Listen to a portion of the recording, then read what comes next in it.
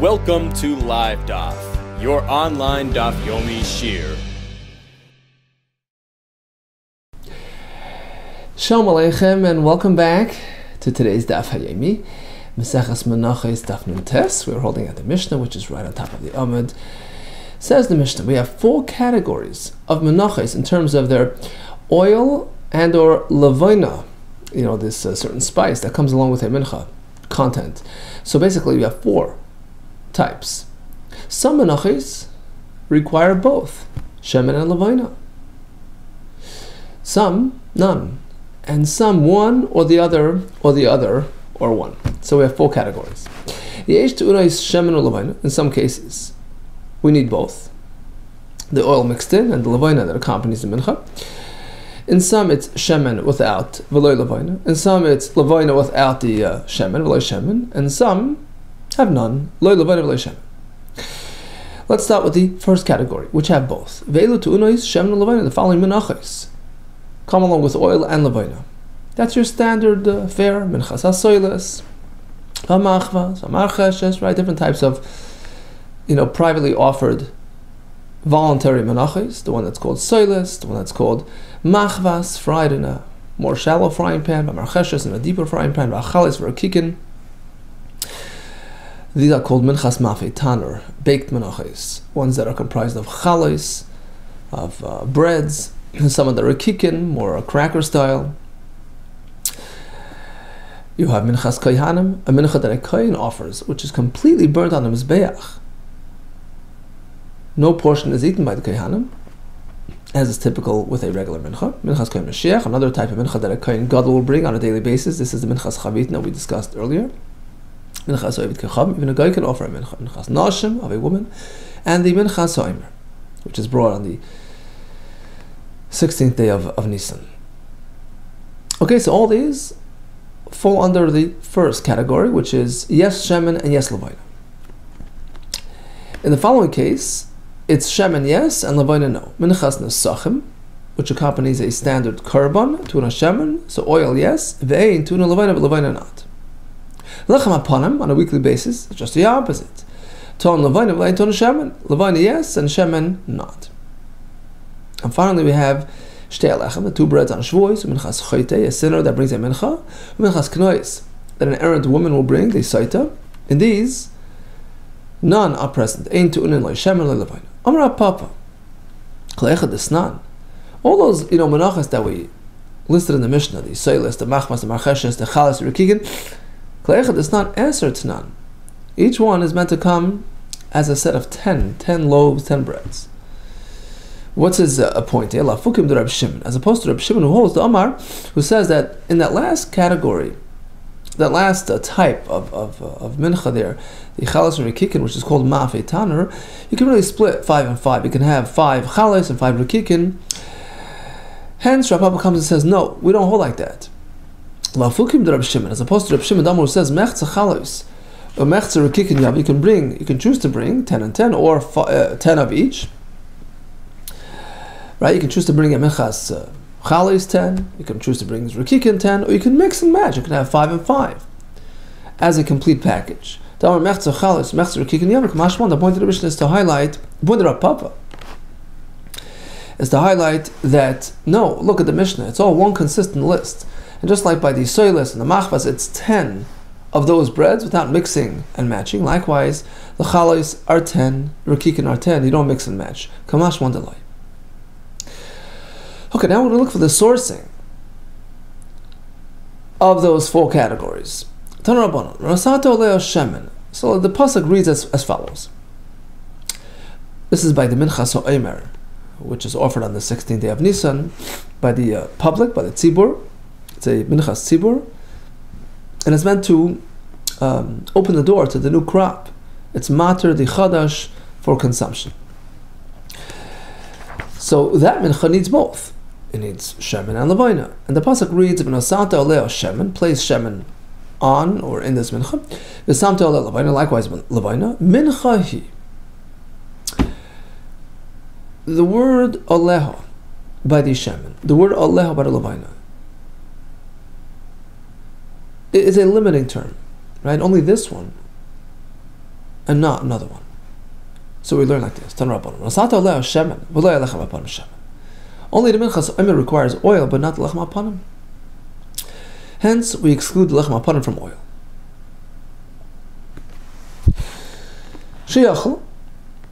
The point of the pasuk is because otherwise I would suggest, based on a kal v'chomer, that lechem hapanim does require oil. Look, Menachos Nesachim, she'ena tunin levayna tunin shemen. Menachos Nesachim, which we're going to learn later in the Mishnah. Although there's no levayna there, but there is oil. So we see that it has oil despite lacking levayna. Certainly the lechem hapanim, sheton levayna, which we don't need levayna. The pasuk speaks about levayna coming. In addition, sheton shemen certainly needs oil. Talmud comes to the pasuk and says aleo shemen. Only Menachos Omer needs shemen. Talmud aleo shemen v'lo lechem hapanim. Shemen, we rule out oil by lechem hapanim. And the pasuk continues. V'samta aleo levayna. Only this one has levayna, but there's another one that does not have levayna. What is that? Aleo levayna v'lo al Menachos Nesachim levayna. Oh, that confirms that a Menachos Nesachim has no levayna. Why would I think otherwise? Because otherwise I'd present the kal v'chomer to the contrary.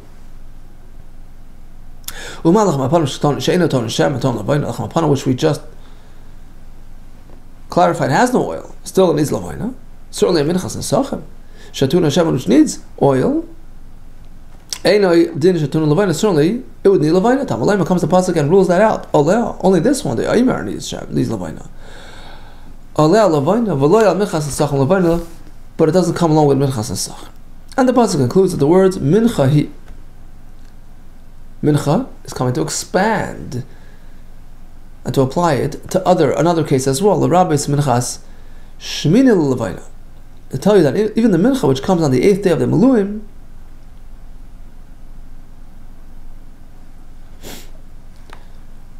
requires levayna. So that's like a one-time event, right? The Menachos Miluim. So we need to add the levayna there, otherwise we wouldn't know it. And the last word in the pasuk, mincha hi. Only this one, the Aimer needs, shemen and levayna, but there's another one that doesn't need anything. Hi lohaiti shtei lechem, as per the last category in the Mishnah, which requires none. Shelo yitanu lo shemen lo levayna. Shelechem needs none. Okay, so we have 4 categories. Shemen and levayna. Some need both, some none. Some shemen, no levayna, and some the opposite. Amar. Let's go back to what we said. Alea, shemen. Only the Menachos Omer needs shemen. V'loi al lechem hapanim shemen, as opposed to lechem hapanim. Now, how do we know to exclude specifically lechem hapanim? In a mincha v'kayin, which is completely burnt on the mizbeach, right? Or as Rashi adds also the mincha v'nosh, isha, a ger. Some change it to goyim. So in all those menachos, there's no explicit instruct to bring oil. So how do you know to exclude lechem hapanim? Maybe exclude the other ones. Let's see. Amar alea shemen, v'lo lechem hapanim shem. Perhaps we can go the other way. Alea shemen. The Menachos Omer needs oil, v'lo al Menachos Kohanim shemen, as opposed to Menachos Kohanim. So what do you choose? To push out lechem hapanim and to bring in Menachos Kohanim. Says the Gemara, being that the source here is Menachos Omer, let's see which one between the Menachos Kohanim and lechem hapanim is more comparable, more similar to the source. In which case it's more probable that he's in and the other one's out. So let's see. Let's evaluate the factors and the features that are found by these 3 menachos. Mistaber, it's more probable to say that in fact Menachos Kohanim havlei l'buya, we include Menachos Kohanim into this category, into this fold, but it's more comparable than the lechem hapanim. It's more comparable to the Menachos Omer than the lechem hapanim is. Shekain, because in both cases, the Menachos Omer and the Menachos Kohanim isarin, it's comprised of 1 isarin quantity of flour, as opposed to lechem hapanim, which is totally different. Each bread needs 2 isarin, it's a totally different quantity. Number 2, kli. In both the Omer and the Kohanim, you process the flour, you mix it with the oil in a kli, shares, as opposed to lechem hapanim, which doesn't have that. Chutz, right? So the avodah and everything is done in the kli. Chutz, In both cases, it's done outside the heichal, as opposed to lechem panam, which is offered in the heichal with surah. In both, they have a very limited shelf life, so to speak. You have to look after it within the day and the following night. You're done. Past that, it loses its form, so to speak. It becomes, leftovers. It becomes nicer, as opposed to lechem panam, which stays around for a long time, from week to week, right, from Shabbos to Shabbos. Next point, hagasha. In both, there's hagasha. You tap the mincha to the corner of the mizbeach, which lechem panam doesn't have. Ve'ishim. In both the minchas kahanim and the minchas ha'imer, there is at least a portion, if not the entire mincha, which is burnt on the mizbeach, as opposed to lechem panam, which doesn't have that. It's given to the kahanim to eat. So there are many factors which connect ha'imer to minchas kahanim, which is not found in the lechem panam. So it's more probable that he's adarabah. Well, just the opposite. We're going to discover similarity, elements between lechem panim and omer, which kayanim doesn't have. Adrabah, lechem panim have a later buye. We should prefer to include lechem panim and compare him to the omer. Shekain tzibur, number one. In what way is he similar to the omer? Because omer and lechem panim are both public karbanos, as opposed to minchas kayanim, which is a privately offered carbon. Chayva, they're both obligatory, as opposed to kahanim, which is a volunteer. Tamya, even when things are tamya, you proceed with a carbon tzibur. The achil, the lechem panim are eaten by the kahanim, and so is the leftovers of the minchas omer. Pigula, as opposed to minchas kahanim, which is fully burnt in the mizbeach. Pigula, in both the omer and lechem panim, there's a possibility of making pigul, because as long as the carbon has two elements, one is a mater, one is a nitter, permitter and a permitted, then while you're processing the mater, the permitter, that's sort of the driver of the offering, and you have all kinds of nefarious thoughts of processing the carbon, beyond its rightful time, that makes it pigul. So the minchas ha'imer has a kaimetz, which is the driver, and so does the lechem panim has the lavaina, which is offered as a mater, as opposed to minchas kahanim, which is completely put on the mizbeach as a single unit. There's no mater, there's no pigul. And finally, b'shabbata, being that the minchas omer and lechem panim are both publicly required karbanos, they're deicha Shabbos. He processes it even on Shabbos, as opposed to minchas kahanim, a private carbon, which is not. So you find many similarities between these two. So perhaps you should compare the lechem panim to the omer and require oil, as opposed to kahanim. Says the mistaver nefesh. It's more probable to go with the earlier route, because by the minchas, by the regular minchas hasoilas that a person offers, it says, "V'nefesh ki sakriv karba mincha," a soul, a person, a spirit, right? V'yotzak alei Hashem, and you add oil. So the pasuk here is telling you that basically a mincha offered by a private person, a nefesh, right, which is a minchas kahanim as well, that needs oil, as opposed to the lechem panim, which is not offered by a nefesh, it's the public offering it, so it's a different type of mincha. So if we have to choose, we include the minchas kahanim and exclude the minchas lechem panim. Amar, let's move on to the next category. So we had the pasuk again by the minchas omer saying, yes, shemen and yes lavaina, but only this one has shemen, not the lechem panim, and only this one has lavaina. Amar, aleh lavaina, only this one has lavaina. V'lo al minchas the sachem lavaina, minchas sachem, which accompanies a regular carbon, doesn't need lavaina. So when you bring a carbon, a shlamim, you bring a minchas sachem, there's no lavaina that comes along. How do you know to exclude minchas sachem from this requirement? Ema, perhaps we can go the other way, say aleh lavaina, put the lavaina on this one, on the omer mincha, v'lo al minchas kayanim lavaina, but not minchas kayanim, where there's no stipulation of lavaina, perhaps that's out. So once again, we're going to explore the commonality factors and see which one is more comparable to the minchas ha'omer, which needs lavaina. Mistavra, it's more probable to say minchas kayanim. We include the minchas kayanim in this case, because there are many factors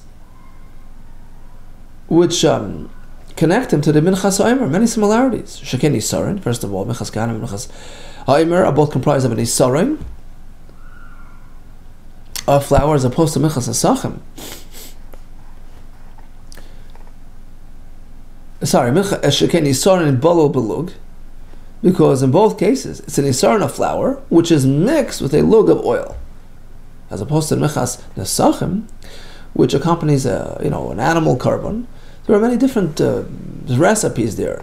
We have by a keves, by a sheep, it's one isaron with 3 lug of oil. The ram carbon requires 2 isaron with 4 lug of oil, etc. It's a totally different proportion. So that's one similarity.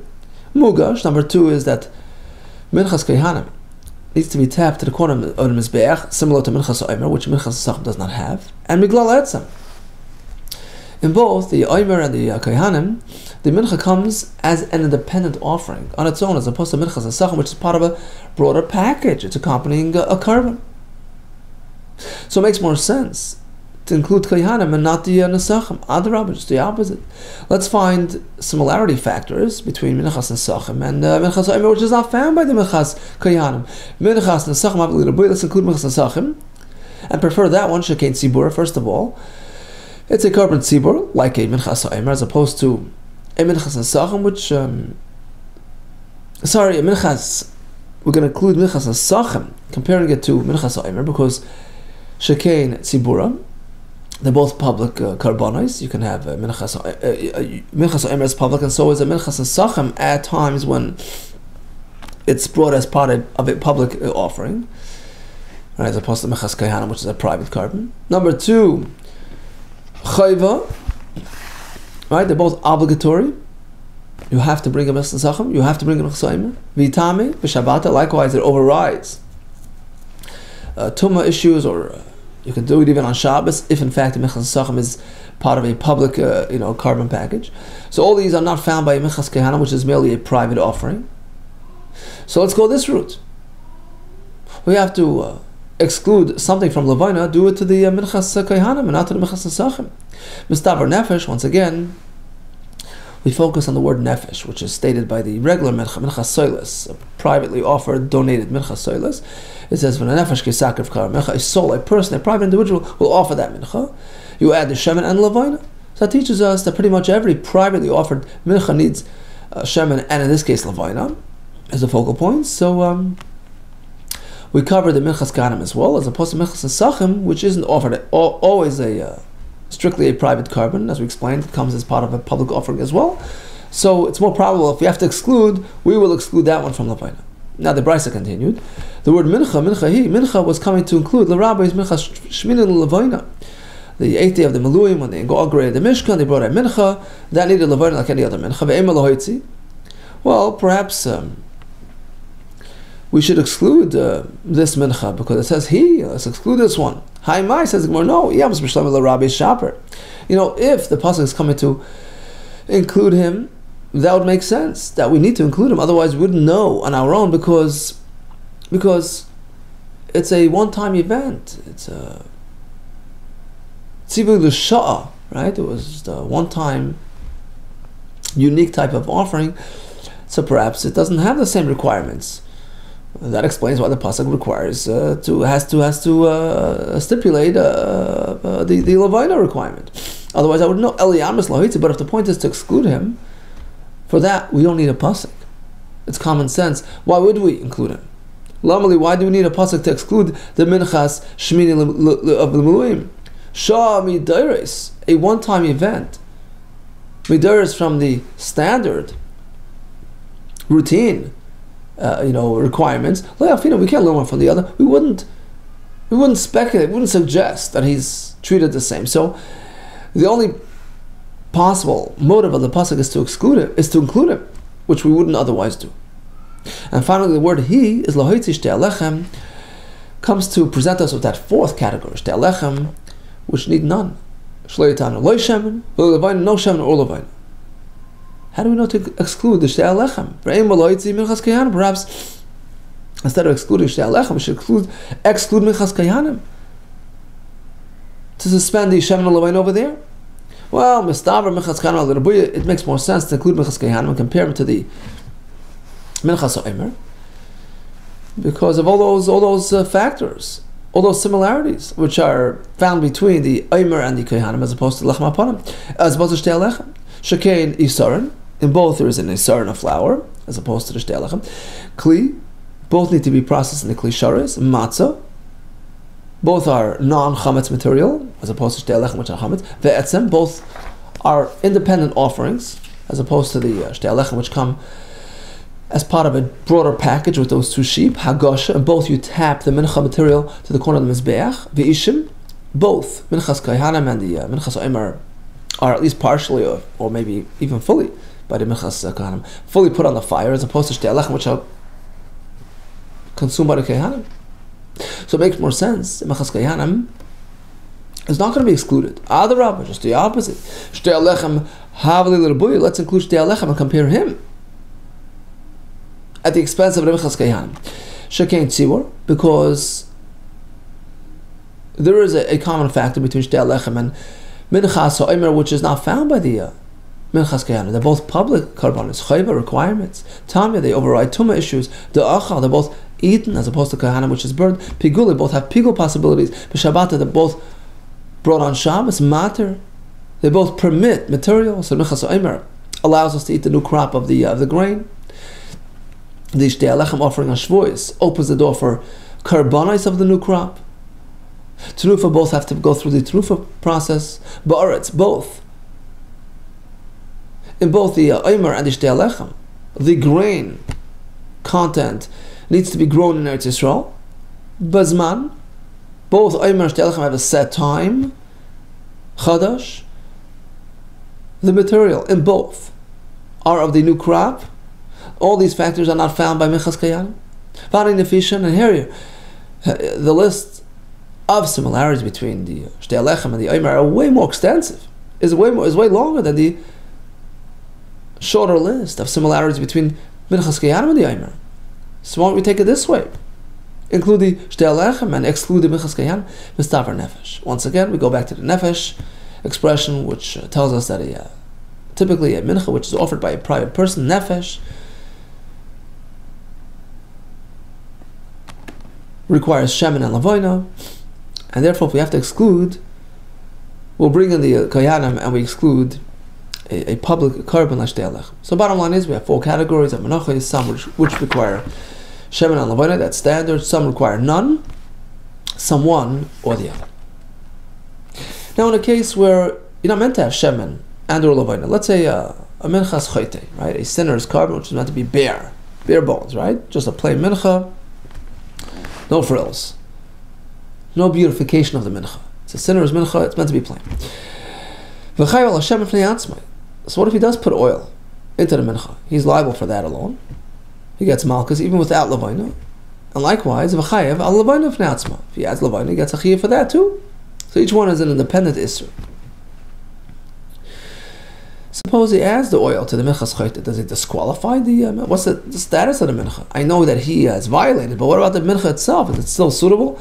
Nosan le'ashemen pasla. It disqualifies the mincha. You can't fix it anymore. But lavoin, if he adds the spices, just peel it off. He'll katena. Right? Just peel it away. Nosan shemal ashiria. What about the leftovers? So after the kmitza was offered on the mizbech, you have the leftovers. So you mix in some oil there. There's no violation of loisase because that only applies to the portion before it turns shirayim. But once it's shirayim, no, it's not clear. Another interesting case. Let's say he had a container with oil and he placed that container, so the oil is still in the container, and he plopped it onto the minchas chote. Leipsala doesn't disqualify the mincha because it's not mixed in. So just pull it away and move on. Tanarabban. So once again, this is the pasuk by the minchas chote. Do not add oil or lavaina. It says lo yasma lo shemen, leitin lo lavaina. Ki chatasi. It's a minchas chatas. It's not meant to have these features, right? Now let's analyze this pasuk word by word, phrase by phrase. Tanarabban. Lo yasma lo shemen. Don't add the oil of him some pasal. But if it's done, it disqualifies the mincha. Says the Gemara, perhaps we should apply the same principle to lavaina. Don't place lavaina on the mincha, and if it was placed, it disqualifies the mincha permanently. No, answer is no tam leimar. The pasuk concludes kichatasi to tell you that even if he added the lavaina, it still retains its chatas status. It's still kosher. It still can atone for the sin. So oil disqualifies, but not the levina. Yochel af b'shemen. Okay, why not? If this principle works by levina, even if he mixed oil, it should retain its kosher status. He says this allowance is specific to levina. But once you mix oil in, it's too late. It's possible. Who's to say which one is worse than the other? Who's to say that you meant to disqualify the oil-laden mincha and not the one that has levina? Why you prefer levina over oil? The answer is very simple. Personally, if it's going to be one or the other, it's more probable that the oil disqualifies, because once it's mixed in, it cannot be extracted. It becomes embedded part and parcel of the mincha. It's now a oily mincha, right? It relabels the mincha, redoes it. It's more probable to disqualify a mincha mixed with oil. You know why? It's too late. You can't undo it. You can't extract that oil, as opposed to I can just sweep it off. So, if we have to make that decision, that choice between being machsher, an oil-laden levina, or levina sprinkled, mincha, it's more probable that we are machsher levina because it could be removed. Now the question is, suppose you can't remove it. It's so finely, ground, levina, that it's impossible to sweep it off. So basically the question is it still not really mixed in? Or perhaps this principle of efshel loikta has to be actually be possible in practice, right? And if you can't practically remove it, perhaps that also disqualifies the mincha. Bar Rabba bar Afunam Rabbi Yochanan. Nosna la levina shchuka mao. So he has levina which is finely ground, shchuka, and he sprinkles it on the mincha. What happens now? What's the status of the mincha? Mishum de efshel lokta is the reason why we qualify a levina laden mincha, as we said a minute ago. Is it because you could practically remove it, as opposed to here where you can't? Or you can say the main thing is that it's not absorbed in the mincha, which it isn't. Even in this case, it's not absorbed like oil. Tashmai comes a raya. The Brisa says that, sorry, it was the Mishnah. If he added levina, sweep it off. It sounds like it has to be swept off. It has to be possible to sweep it off at least, as opposed to when it's finely ground, when it's powder, which you can't. Says the Gemara, perhaps the Mishnah was really referring to two separate reasons. The main reason is chada delay mibala. The reason why levina is not going to impact the mincha like the oil does, because it's not absorbed. Okay, so as long as it's not absorbed, you're safe. Furthermore, you could just remove it. So perhaps as long as you have the first factor, that's adequate. That's enough to save the mincha. So even a finely ground powder levina would still be okay, because it's not absorbed within. Tashmai comes another right from a brisa, which we had a minute ago, which says the reason why we prefer passing qualifying a levina laden mincha over the oil laden one, mashanib levina. The reason why I'm machshav by levina shesh like because you can remove the levina.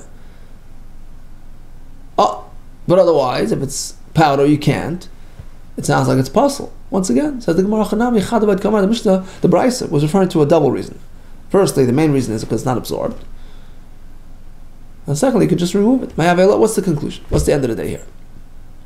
With this powder levina on the mincha. Amar Rav Nachman Yitzchak Tanya, we have a brisa which clarifies it for us. That in fact you have to be able to remove the levina. Tanya minchas chayte, minchas kanais. So these two types of menachos are not meant to feature oil or levina. Says the brisa. What if you did? Add levina. Shenasan levina. Malak it's a levina. Ukshera. You have to sweep off the levina. You have to remove it, and that restores the mincha. Clearly, you have to do it. If it's powdered and you can, then it's possible. Let's say it's still before the levina is still on there. had all kinds of nefarious thoughts. So while he was processing the mincha, he declared that he's going to eat the shirayim, tomorrow, or the wrong place. So typically, a machshava chutz l'zmana is pigul, which makes it kares liable, right? But in this case, no. Since it's not really a qualifying mincha, it has lavain on it. So at most, it's just puzzle. His machshava disqualifies the mincha, but it doesn't generate pigul. Vein by kares. There's no pigul. If one eats the mincha, there's no kares, because there's something wrong with the mincha because of the presence of that lavaina. However, if the machshava came about after he got rid of the lavaina, so if it's chuslam kaimai, that's possible vein by kares. If it's chuslam zmanai, if you had a machshava chuslam zmanai, that's pigul, and there's kares. So clearly, it all depends on the presence of the lavaina. Yeah, if the lavaina is there, it's not a proper mincha. If the lavaina is removed, swept away, cleaned up, then you have a kosher mincha. So that clarifies our question. Ask the Gemara, hold it. Let's just go back to this price. In the first case, the lavaina is still present. We say, well, any machshava doesn't generate pigul. Okay, I understand that. Because it's not a properly processed mincha that has lavaina. There's a problem there. But why is it even possible? Why does his machshava generate it? Why does it impact the mincha? If they have a pach. Let's compare this mincha to a mincha which was just loaded with oil coming out of a pach, of a container of oil. So oil spilled on the mincha. And as we certainly concluded before, a oil-laden mincha of this type is completely pasul. Why pasul machshava? So if the mincha is pasul, it's not suitable for avoida. Machshava doesn't impact it. It's pushed away. It's rejected from use. Likewise, when there is lavaina on this mincha, it's true that theoretically you can remove the lavaina and restore the status, but in its present current form, it's not a suitable mincha. So why should a machshava of a kohen impact the mincha? It's a disabled mincha. Amar by chatas karechmana. Take a look at the pasuk again. It says, don't put the lavaina, don't put all kichatasi, which tells us that even if there is still lavaina, chatasi, it still has the status of a chat. Doesn't lose its carbon status. And theoretically, if you have a machshava, improper machshava, it can impact the mincha. That's one teretz. Rava Amar Hamani Chanan HaMitzri. This brisa is reflective of a shita presented by a Tana called Chanan HaMitzri. The lesser Dechuin, who doesn't hold that it's Dichoy issue.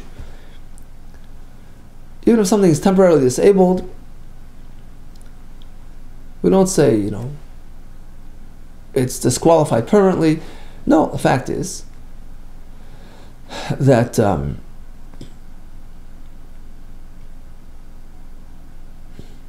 true.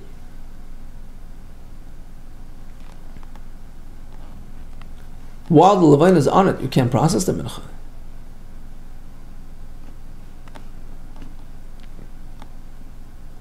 But that's sort of a interference. It doesn't really inherently impact the status of the mincha. And therefore, as soon as he removes the lavaina, it sort of gets restored as though it was never possible. And therefore, the machshava that he had earlier while the lavaina was present is reckoned with, is a factor at play, and it impacts the mincha. The Sanya, where do we find this shita? This is actually on Yom Kippur, when they have the pair of goats, one of which is a sar l'Hashem, brought as a karban chatas, the other one is a sar l'Azazel, which is thrown off the mountain.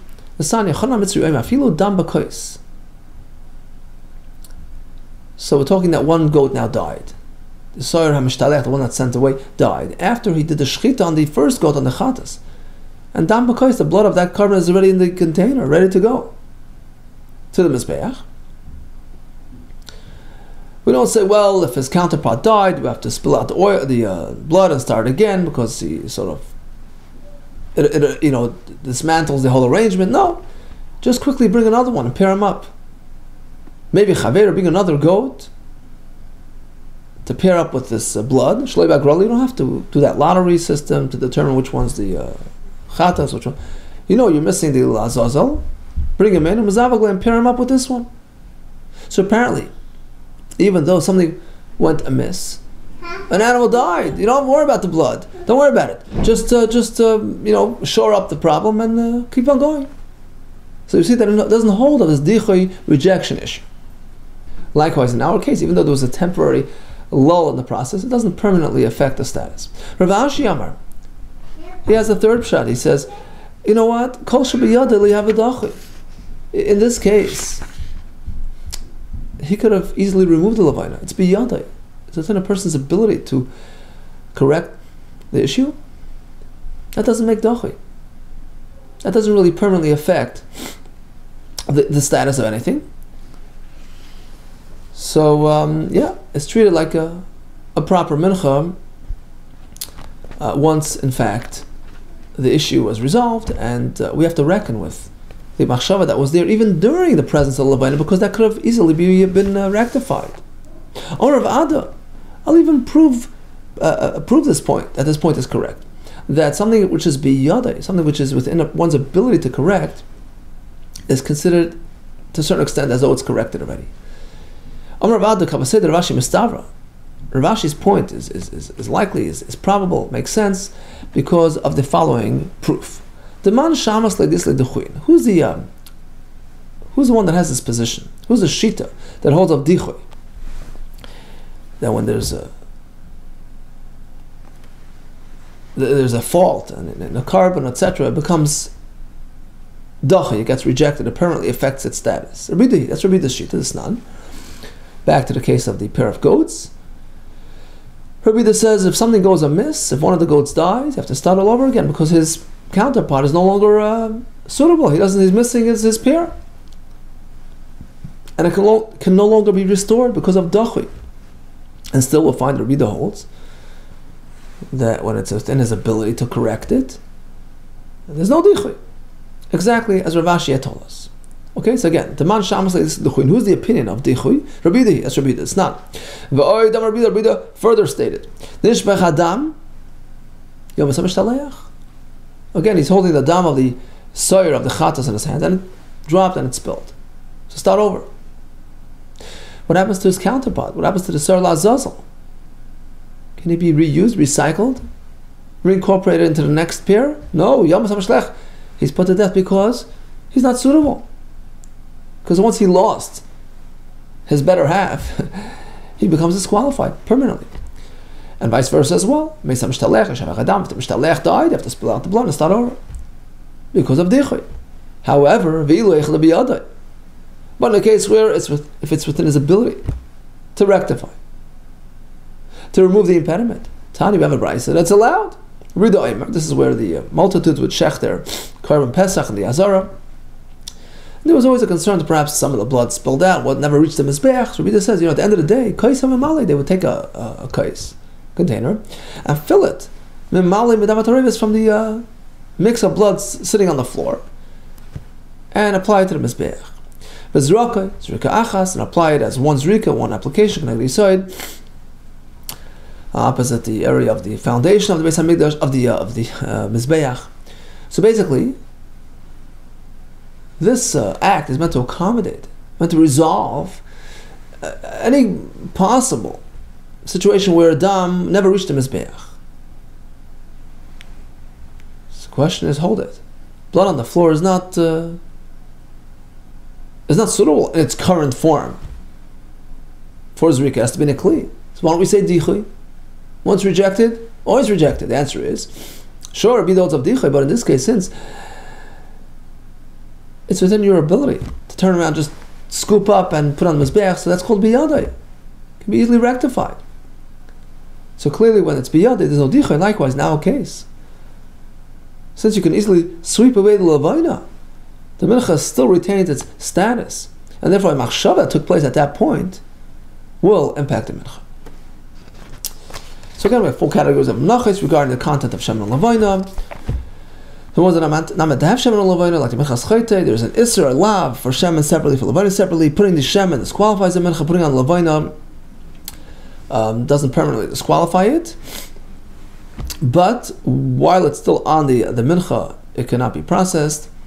And And the Gemara concluded that the only way to rectify the mincha is by removing the levina, but if it's not removable, like it's thinly, coated powder there, it's not going to, finely ground powder, it's not going to work. Because while the levina is present, it poses a barrier. It does not allow the mincha to be processed. We had a chiddush at the end, which holds that even if there's dichay in karbanos, but if it's biyadai, there's no permanent rejection. Well, you have a dichay. Interestingly, Taisa has a kasha. He says, if we say biyadai is not dichay, what about the Mishnah, the Gemara in Zvachim? Gemara says that the mizbeach has to be, fully intact for a carbon to be processed in the Beis Hamikdash. So what if the carbon was there and then the mizbeach got damaged and then they fixed the mizbeach? The carbon is possible because of dichay. Once the mizbeach was damaged, the carbon becomes rejected. It says, what do you mean? It's biyadik to fix the mizbeach. So why does that impact the carbon? Okay, some suggest that perhaps the fact that you can fix the mizbeach doesn't help the carbon. Biyadai is only a svara that you can fix the problem with the problematic item itself. So if the mincha has levine, you can remove the levine and restore the mincha, so you sort of ignore the problem since it could be easily rectified. But the problem there is with the carbon. The carbon was kaddish while the mizbeach was damaged. So sure, you can fix the mizbeach, but that won't necessarily protect the carbon from becoming dachi. Okay. Whichever, leaves it as a kasha. Food for thought. All the best to you and atzlacha rabba.